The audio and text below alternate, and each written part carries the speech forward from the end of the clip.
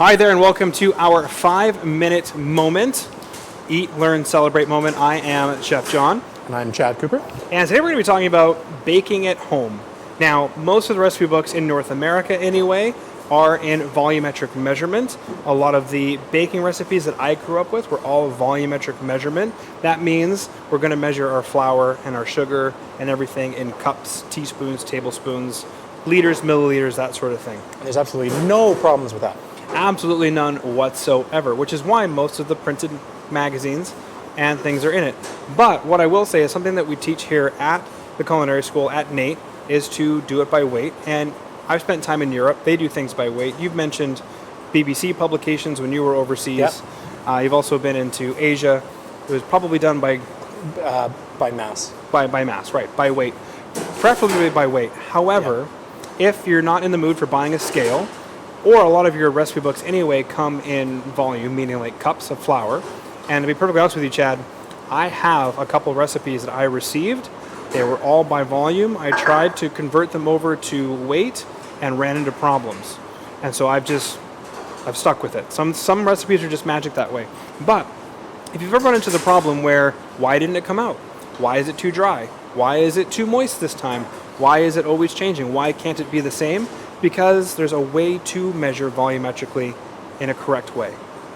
So for example, I have a scale here, and let's say I have 1 cup of flour, and this is my 1 cup of flour. Perfectly level and even. Yeah, perfectly level and even. So here's my 1 cup of flour. Okay. I'm going to go ahead and weigh out my 1 cup of flour. And it says 230 grams even, which is pretty cool. good. Yeah. So 230 grams. Now, what I'm going to do is I'm going to do a proper measure. So, sure, I'll start out like this, but then I'll take something. This is an offset spatula. It could be a butter knife. It could be anything. And I'm going to shave off the top. And it doesn't matter whether it's a cup, a teaspoon, a tablespoon. It needs to be completely level. Now I'm going to go ahead and weigh it out. And I'm at 149 grams, which may not seem like a lot, but if we're starting to talk about a recipe that calls for 4 or 5 cups of flour, that difference can equate to whether the recipe completely bunks or is successful. I'd say like the first one that you had was probably about a cup and a half. Cup and a half, yeah, if not more. Yeah, and even then, let's say the recipe calls for, if I do with this one, recipe calls for another cup of flour, that's 190. So now we're starting to get way out of whack.